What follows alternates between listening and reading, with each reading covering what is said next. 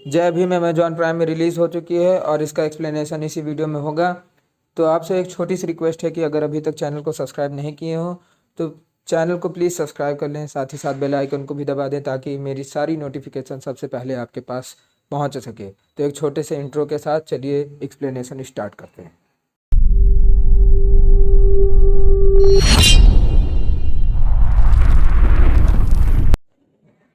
जय भीम मूवी की स्टार्टिंग में हम देखते हैं जहां पर एक पुलिस वाला जेल से छूटने वाले अपराधियों को उनकी जाति पूछते हुए निम्न जाति वालों को एक तरफ खड़ा कर देता है और ऊंचे जाति वालों को जाने देता है। तभी वहां पर एक पुलिस वाला आता है और वह कहता है कि अभी काफ़ी सारी पेंडिंग केस पड़े हुए हैं, तो हम लोग कैसे इसे पूरा करेंगे। वह निम्न जाति वालों की तरफ देखते हुए कहता है कि इन सभी के ऊपर 2-2 केस लगा दो। दरअसल पुलिस वालों को प्रमोशन चाहिए था। प्रमोशन मिलने के लिए पुरानी पेंडिंग केसेस को उन्हें ख़त्म करना था, जिसके कारण उन्होंने शेड्यूल ट्राइब के लोगों पर दूसरों के भी केस थोप दिए। उसके बाद हमें एलोरा ट्राइब के कुछ लोग दिखाई देते हैं जो कि जमींदारों के खेत में फसल को बर्बाद करने वाले चूहों को पकड़ा करते थे। जहां पर हमें राजकन्ना नाम का एक व्यक्ति दिखाई देता है जो अपनी पत्नी सिंघनी से कहता है कि तुम अभी गाना सुन रही हो, अभी और भी काम करना है। जिस पर वह कहती है कि तुम तो मेरी तरफ ध्यान ही नहीं देते, मैं चाहता हूँ कि परिवार कुछ आगे बढ़े। इसके कुछ देर बाद वहाँ पर जमींदार आ जाता है जो राजकन्या से कहता है कि तूने तो मेरा खेत ही खोद डाला। जिस पर राजकन्या कहता है कि मालिक मैं सब ठीक कर दूंगा। इसके बाद हम देखते हैं जहाँ पर सरपंच की पत्नी अपने हाथ में झुमका लिए रहती है, तभी उसका झुमका ज़मीन में गिर जाता है जिसे सांप पकड़ लेता है और वह बहुत डर जाती है। एक गांव का आदमी राजकन्या को जाकर ये बताता है और कहता है कि तुम सरपंच के यहाँ चलकर उनकी पत्नी की मदद करो। जिसके बाद राजकन्या सरपंच के यहाँ पहुँचता है और इधर हम देखते हैं जहाँ पर सरपंच अपनी पत्नी से कहता है कि तुमने तिजोरी खुली क्यों छोड़ी। जिसके बाद राजकन्या उस सांप को पकड़ लेता है। इसके बाद सरपंच अपनी गाड़ी में से बाहर जा रहा होता है, तभी उसकी गाड़ी जाम हो जाती है। जिस पर राजकन्या उसकी गाड़ी को धक्का देता है। इस पर जब सरपंच उसे कुछ पैसे देने लगता है तो वह लेने से मना कर देता है और कहता है कि मालकिन तो अपने गाँव की ही है, इसलिए आपसे कैसा पैसा लेना। जिस पर सरपंच की पत्नी उसे कहती है कि मैं कोई तेरे गांव की नहीं हूं और अब तो तू मुझे अपनी जाति का भी बनाने लगेगा। इसके बाद हम देखते हैं जहां पर इलोरा ट्राइब्स के लोग ऑफिस में खड़े होकर जाति प्रमाण पत्र बनवाने की बात कर रहे हैं। जिस पर ऑफिसर कह देता है कि तुम लोगों को अगर जाति प्रमाण पत्र बनवाना है तो तुम लोग कलेक्टर ऑफिस जाओ, वहाँ पर अर्जी दो। इधर हम देखते हैं कि राजकन्या और उसकी पत्नी सिंघनी काली पूजा में गए होते हैं, जहाँ पर सिंघनी उसे बताती है कि वह प्रेग्नेंट है। जिस पर राजकन्या बहुत खुश होता है। अगले दिन राजकन्या अपने घर से दूर भट्टे में ईंटें बनाने का काम करने जा रहा था। जिस पर जब उसकी पत्नी सिंघनी से कहती है कि मैं भी चलूँगी तो वह उसे ऐसा करने से मना कर देता है और कहता है कि तुम यही रहो, मैं जल्दी ही काम निपटा करके आ जाऊँगा। और फिर वह चला जाता है और वह भट्टे में काम करने लगता है। इधर गाँव की टीचर ऑफिस में जा कर के कहती है कि मैं चाहती हूँ कि एलोरा ट्राइब्स के लोग भी वोट दें। जिस पर एक ऑफिसर उसे कहता है कि इनका आधार कार्ड, पैन कार्ड कुछ नहीं बना है, इनका राशन कार्ड भी नहीं है, तो मैं इन्हें वोट कैसे देने दूं। जिस पर टीचर कहती है कि मैं चाहती हूं कि यह सब समाज में स्थान प्राप्त करें। जिस पर सामने बैठा एक राजनेता उसे कहता है कि और जातियों से वोट मांगने के लिए उनके सामने कितना पापड़ बेलना पड़ता है, और अब क्या हमें निम्न जाति वालों के लोगों के यहाँ भी झुकना पड़ेगा। इसके अगले दिन जब सरपंच के घर में चोरी हो जाती है तो वहाँ पर सब इंस्पेक्टर गुरुमूर्ति सरपंच से पूछते हैं कि आपके यहाँ हाल ही में कौन कौन आया था। जिस पर सरपंच कहता है कि मेरे यहाँ राजकन्या आया था, वह सांप पकड़ने के लिए आया था। इधर हम राजकन्या को देखते हैं जो कि अपने मालिक से 2 दिन की छुट्टी चाहता था, लेकिन उसका मालिक उसे देने से मना कर देता है। इधर सरपंच सब इंस्पेक्टर गुरुमूर्ति के पास जाता है और उससे पूछता है कि कार्यवाही कहाँ तक बढ़ी। जिस पर गुरुमूर्ति उसे जवाब देता है कि हम अभी खोजबीन कर ही रहे हैं। तो वह नाराज होकर कहता है कि तुमसे खोज नहीं हो पाएगी, अब मुझे लगता है कि एसपी के पास ही जाना पड़ेगा। जिसके बाद सब इंस्पेक्टर गुरुमूर्ति रात को राजकन्या के घर पहुंच जाता है और उसके पत्नी को पीट पीट कर थाने ले जाता है। वहां वकील को हम देखते हैं जो पुलिस के विरोध में धरना प्रदर्शन कर रहे हैं, जहां पर हमें मिस्टर चंद्रू नाम का भी एक वकील दिखता है।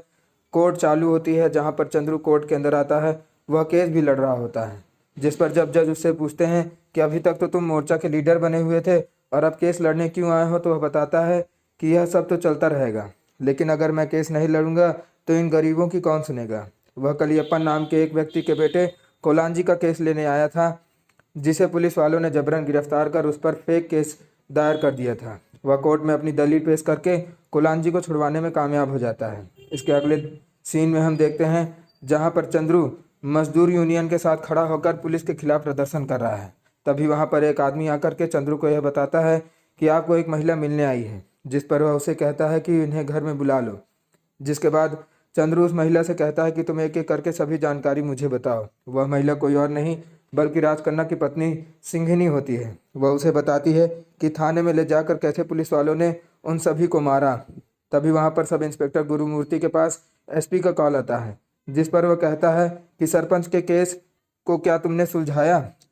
तो गुरु ना कह देता है, जिस पर एसपी उसे फटकार लगाता है। इसके बाद गुरुमूर्ति सबको और मारने लगता है। गुरुमूर्ति राजकन्या की बहन और उसके दो भाइयों को भी थाने ले आता है, जहां पर उन्हें बहुत मारा जाता है। तभी रास्ते में कुछ लोग राजकन्या को पकड़ लेते हैं और वह उसे पीटते हुए पुलिस के हवाले कर देते हैं, जिस पर गुरु राजकन्या को बहुत मारता है। थाने में जब पुलिस वाले सबको मारते मारते थक जाते हैं और उनमें से कोई भी अपना अपराध नहीं मानता, तो उसमें से एक पुलिस वाला उन्हें टॉर्चर करने के लिए मिर्ची को पीसकर उनके जख्मों पर लगाता है।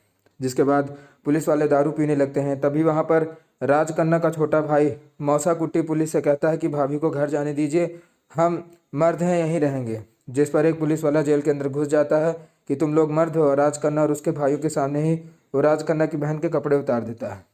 यह सब कहानी सिंघिनी चंद्रू को बताती रहती है, तो चंद्रू काफ़ी दुखी हो जाता है। फिर उसे आगे की कहानी पूछता है। तब सिंघिनी उसे बताती है कि अगले दिन मैं थाने गई, जहाँ पर मैंने देखा कि मेरे पति को उन्होंने बांधकर ऊपर लटकाया हुआ था, जिसे देखकर मैं रोने लगी। जिसके बाद पुलिस वाले राजकन्या और उसके भाइयों को खाना खाने के लिए छोड़ देते हैं, पर राजकन्या को इतना मारा गया था कि वह खाना नहीं खा पाता। जिसके बाद पुलिस वाला राजकन्या का बाल पकड़कर उसे थाने में घसीट ले जाने लगते हैं, जहां पर एक पुलिस वाला सिंघिनी से कहता है कि तुम्हें कुछ बड़े लोगों की मदद लेनी चाहिए। जिस पर वह सरपंच से मदद मांगने जाती है, लेकिन सरपंच उसे खरी खोटी सुनाने लगता है। इधर सिंघिनी के घर में एक पुलिस वाला आकर कहता है कि राजकन्या किधर है, वह थाने से भाग गया, वह जल्दी पकड़ लिया जाएगा। जिसके बाद टीचर और सिंघिनी कुछ लोगों की मदद लेती हैं, जो एसपी से सिंघिनी की मदद करने के लिए बात करते हैं, लेकिन एसपी उन्हें दूसरी जगह जाने के लिए कह देता है। जहां पर जब एक सिपाही उनसे बात करता है, तो वह सिंघिनी से राजकन्या की फ़ोटो मांगता है, लेकिन उसके पास उसकी फ़ोटो नहीं होने के कारण वह उन्हें कहता है कि हम लोग ऐसे छानबीन कैसे कर पाएंगे। जिसके बाद उन्हीं लोगों में से एक सिंघिनी को यह बताता है कि वह एक वकील को जानते हैं, जो कि ह्यूमन राइट्स का केस लड़ने के कुछ भी पैसे नहीं लेता, और यही कारण है कि सिंघिनी चंद्रू के पास आई। इधर पुलिस राजकन्या की खोजबीन के लिए इन्वेस्टिगेशन जारी रखती है, जहां पर वह सरपंच को एक अंगूठी दिखाकर कहती है कि क्या यह आपका है? तो सरपंच कहता है कि हाँ, यह मेरा है। इधर चंद्रू काफ़ी सोचता है और फिर हेबस कार्पस नाम की एक पिटीशन तैयार करता है, जिस पर वह सिंघिनी का अंगूठा लगवा लेता है। अब अगले दिन कोर्ट में सुनवाई होती है, जहां वह कोर्ट में हेबस कार्पस पिटीशन दायर कर देता है और कोर्ट उसे कुछ अतिरिक्त दिन का समय दे देती है। जिसके बाद एसपी सब इंस्पेक्टर गुरुमूर्ति को फिर से फटकार लगाता है और उसे इन्वेस्टिगेशन जल्दी करने के लिए कहता है, क्योंकि उसके ऊपर भी पॉलिटिकल प्रेशर है। इधर कोर्ट में सरकारी वकील एसपी के द्वारा लिखी गई चार्जशीट को कोर्ट में दिखाते हुए कहता है कि हमारे पास राजकन्या के खिलाफ स्ट्रांग एविडेंस है। जिस पर चंद्रू कोर्ट में उसे क्रॉस क्वेश्चन करने के लिए समय मांगता है, जिस पर कोर्ट कहती है कि सारे सबूत सरकारी वकील के पास हैं, तो तुम समय लेकर के क्या करोगे? तो चंद्रू ने कहता है कि केरला में एक बार एक लड़के को कुछ पुलिस वाले बिना एफआईआर किए थाने ले गए थे, जिस पर उस लड़के के वकील ने उनके खिलाफ क्रॉस क्वेश्चन किया था, तो मैं दरख्वास्त करता हूं कि मुझे भी समय दिया जाए। जिस पर कोर्ट उसे कुछ समय दे देती है। फिर चंद्रू काफ़ी सरकारी फाइलें ढूंढता है, जिसके अगले दिन सुनवाई में उस डॉक्टर को बुलाया जाता है जिसके यहाँ राजकन्या और उसके दो भाइयों ने दवाई ली थी। चंद्रू उससे पूछता है कि आपने ही उनका इलाज किया था? तो डॉक्टर हाँ कहता है। जिस पर चंद्रू कहता है कि आप सचमुच में एमबीबीएस डॉक्टर हैं? तो वो कहता है नहीं, मैं एमबीबीएस डॉक्टर नहीं हूँ, मैं एक होम्योपैथिक डॉक्टर हूँ। जिस पर चंद्रू कहता है तो फिर आपने एलोपैथिक दवाई क्यों लिखी? वह कोई जवाब नहीं दे पाता। इसके बाद चंद्रू कोर्ट से एक सिपाही को बुलाने की इजाज़त मांगता है, जिसके बाद वह सिपाही से पूछता है कि थाने में मेडिकल कितना दूर है? तो वह सिपाही कहता है कि कुछ दूर है। जिस पर चंद्रू कहता है कि माय लॉर्ड, मैं उस मेडिकल शॉप में खुद गया था, वह यहाँ से 2 किलोमीटर दूरी पर है, और यहाँ पर आते वक्त वह मेडिसिन सेंटर पश्चिम की ओर 1 किलोमीटर पड़ता है। तो फिर राज खन्ना पहले 2 किलोमीटर जा करके वापस 1 किलोमीटर क्यों आएगा? इसके बाद वह कोर्ट को एक कॉपी दिखाता है जिस पर जो हैंडराइटिंग रहती है वह सेम होती है। जब कोर्ट उस पुलिस वाले से पूछती है कि यह हैंडराइटिंग सेम कैसी है डॉक्यूमेंट पर, तो वह कहता है कि सर, पुलिस वाले होने की वजह से मुझे अपने विभाग का साथ देना पड़ा। जिसके बाद कोर्ट फैसला लेती है कि सभी झूठे गवाहों को 6 महीने की सज़ा होगी और साथ ही साथ सब इंस्पेक्टर पुलिस विभाग के अधिकारी जांच करेंगे। इधर सिंघनी चंद्रू को फ़ोन पर बात करना चाहती है, लेकिन उसका असिस्टेंट उसे बताता है कि तुम कुछ देर इंतज़ार करो, मैं सर से तुम्हारी बात कराऊंगा। जिसके बाद वहां पर एक पुलिस वाला आ जाता है और वह सिंघनी से कहता है कि तुम्हें सब इंस्पेक्टर गुरुमूर्ति ने बुलाया है। जिस पर सिंघनी कहती है कि वकील साहब आएंगे तभी मैं जाऊंगी। तो वह उसके बच्ची को उठा लेता है। इसके बाद सिंघनी पुलिस स्टेशन पहुंच जाती है, जहां पर एक पुलिस वाला सिंघनी से कहता है कि हमारी नौकरी का सवाल है, अपना केस वापस ले लो। सिंघनी जब नहीं मानती तो गुरुमूर्ति उसे डराता है। तभी गुरुमूर्ति के पास डीआईजी का कॉल आता है, जो उसे कहता है कि सिंघनी तुम्हारे पास है, उसे अपने हाथ से खुद जीप से घर तक छोड़ो। जिस पर पुलिस वाला सिंघनी को जीप से छोड़ने के लिए कहते हैं, लेकिन जब वो नहीं तैयार होती तो पुलिस उसके पीछे पीछे चलने लगती है। इसके बाद कोर्ट में अगले दिन सुनवाई होती है, जहां पर नया सरकारी वकील आता है और वह एक आदमी को बुलाता है जिसके यहाँ पर राजकन्ना का छोटा भाई टप्पन काम करता था। वह व्यक्ति कोर्ट को बताता है कि मेरे पास कुछ दिन पहले राइस मिल में टप्पन का कॉल आया था। जिस पर जब चंद्रू कहता है कि एक और फेक आदमी आ गया, तो वह बताता है कि मैं झूठ बोल नहीं रहा हूँ, अगर आपको विश्वास नहीं हो रहा तो आप सिंघनी से पूछ सकते हैं। जिस पर जब चंद्रू सिंघनी की ओर देखता है तो वह अपना सर नीचे कर लेती है। घर में चंद्रू बहुत नाराज होता है और वह सिंघनी का केस लड़ने से मना कर देता है। फिर चंद्रू उसे कहता है कि आखिर तुमने इतनी बड़ी बात मुझसे क्यों छिपाई? तो टीचर कहती है कि मैंने ही ऐसा करने को कहा था, उन सबको पढ़ने नहीं आता था, वह कॉल मिला ही नहीं सकते थे। जिस पर चंद्रू सिंघनी से पूछता है कि कॉल कब आया था? तो सिंघनी बताती है कि पूर्णिमा की रात को। जिसके बाद चंद्रू अपने असिस्टेंट को पूर्णिमा की रात वाले सभी कॉल्स की एक लिस्ट बनाने के लिए कहता है। जिस पर वह एक जगह कॉल मिलाता है जो कि करेला में लगती है। वह उसे उस जगह का एड्रेस पूछता है तो उसे एक आदमी बताता है कि यह जगह मुन्नार है और मैं टेलीफोन बूथ का मालिक राजेश हूँ। जिसके बाद चंद्रू उस टेलीफोन बूथ में पहुँचता है और वह राजेश से पूछता है कि क्या आपने यहाँ पर 3 लोगों को फ़ोन करते हुए देखा? जिस पर राज उससे बताता है कि नहीं साहब, यहाँ पर बहुत से लोग आते जाते हैं, मैं सबको थोड़ी ना जानता हूँ। जिसके बाद सिंघनी रोने लगती है। राजेश उसे देखता है। इसके अगले दिन जब कोर्ट की सुनवाई के लिए चंद्रू जाता रहता है, तभी उसे वहाँ राजेश दिखाई देता है।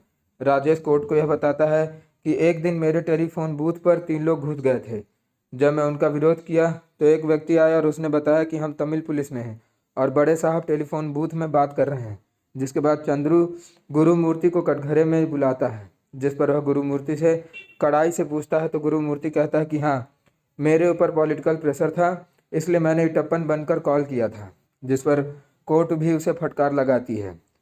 चंद्रू कोर्ट से दरख्वास्त करता है कि उसे केस की छानबीन करने के लिए इंस्पेक्टर पेरुमल स्वामी की मदद चाहिए। कोर्ट उसे इजाज़त दे देती है। जिसके बाद चंद्रू पेरुमल स्वामी के साथ मिलकर इंक्वायरी चालू करवाता है, जहां पर इन्वेस्टिगेशन के दौरान एक पुलिस वाला पेरुमल स्वामी को बताता है कि उस रात को यह पुलिस वाले नशे में थे और फिर में से मैंने एक को बाहर हटाया और उन्होंने जिस लड़की का कपड़ा उतारे थे मैंने उसे अपने हाथ से कुछ कपड़े दिए। जिसके बाद वहां पर सब इंस्पेक्टर गुरुमूर्ति अपने 2 साथियों के साथ आता है, जिससे जब पेरुमल पूछता है तो वह कहता है कि सर, इन्वेस्टिगेशन में अपराधियों को मारा ही जाता है। तो पेरुमल से कहता है कि क्या महिलाओं के कपड़े कब से उतरवाने लगे, और उसे डांट करके वहां से भगा देता है। जिसके कुछ दिन बाद चंद्रू को एक आई विटनेस मिल जाता है। जब चंद्रू उससे पूछता है, वह उसे बताता है कि कुछ दिन पहले सड़क पर एक लाश पड़ी थी जिसको मैंने पूरी रात देखा, और जब सवेरे मैंने पुलिस वालों से कहा कि सर, यह आपका इलाका है और आपका केस है, तो पुलिस वाले मुझसे लड़ने लगे। जिसके बाद चंद्रू अपने असिस्टेंट से पूछता है कि क्या फॉरेंसिक टीम आ गई? तो वह कहता है कि सर, कुछ देर में आ जाएगी। तभी वहाँ पर हमें फॉरेंसिक टीम का एक आदमी दिखता है जो कि सारे सबूत, फिंगरप्रिंट्स और फोटोज़ चंद्रू को दे देता है। चंद्रू अपने साथ खड़ी टीचर को उन फोटोज़ को दिखाता रहता है। एक फ़ोटो देखकर वो टीचर रोने लगती है। वह फ़ोटो राजकन्ना की होती है। इधर सरकारी वकील जब सब इंस्पेक्टर गुरुमूर्ति से कड़ाई से पूछता है तो गुरुमूर्ति बताने लगता है उसने राजकन्या को कैसे थप्पड़ मारा, और फिर वह जब मर गया तो उसे कपड़े में लपेटकर दूर ले जाकर गाड़ी से कैसे नीचे फेंका। इस पर सरकारी वकील कहता है कि तुम यह बात कहीं नहीं बोला, हम कोर्ट में साबित कर देंगे कि पुलिस की मार के डर से राजकन्या भागा और उसका एक्सीडेंट हो गया और मर गया। इसके बाद कोर्ट के अगले दिन की सुनवाई होती है, जहां पर चंद्रू दूसरे इंस्पेक्टर का भी झूठ पकड़ लेता है। कोर्ट चंद्रू को 10 दिन का समय और दे देती है। इधर लोगों की भीड़ जमा हो जाती है जो कि राजकन्या की मौत का इंसाफ चाहते थे। इधर डीआईजी पेरुमल स्वामी से सिंघनी को कुछ पैसे देकर के केस रफा दफा करने के लिए कहता है, लेकिन पेरुमल ऐसा करने से मना कर देता है, जिस पर डीआईजी कहता है कि अगर तुम नहीं करोगे तो यह काम मैं करूंगा।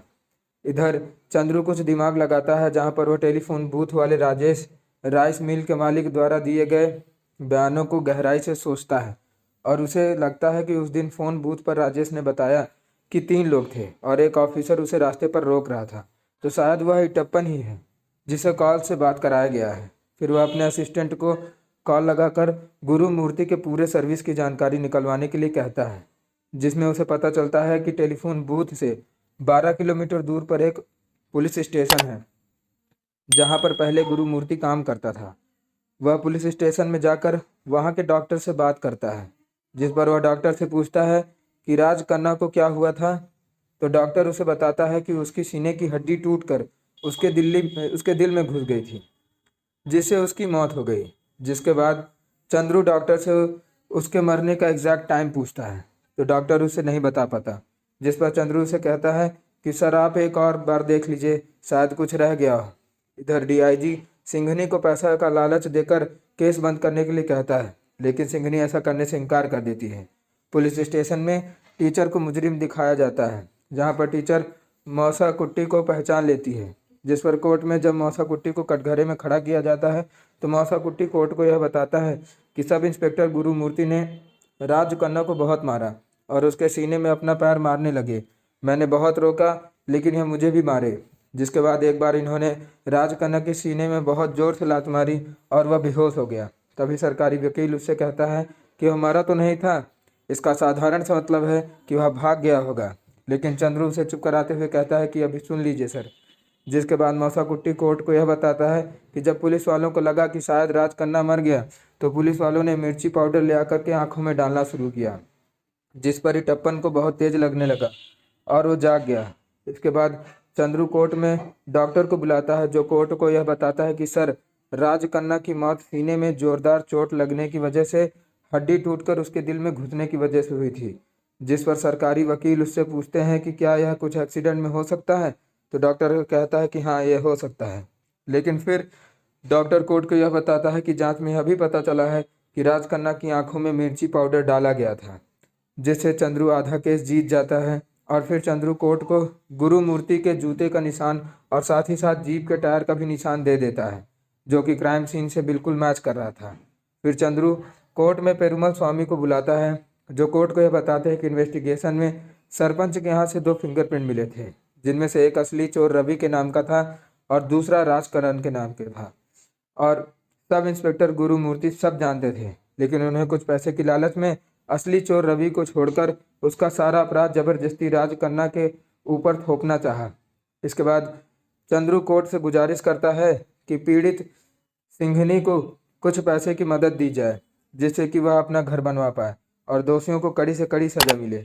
जिस पर कोर्ट का फैसला लेती है कि गुरु मूर्ति और उसके बाकी सहयोगियों को हत्या का दोषी करार दिया जाता है, और साथ ही साथ इटप्पन और मौसा कुट्टी को 2 लाख रुपए आर्थिक सहायता और सिंघनी को 3 लाख रुपए आर्थिक सहायता, साथ ही साथ 12 स्क्वायर फीट जमीन प्रदान की जाती है।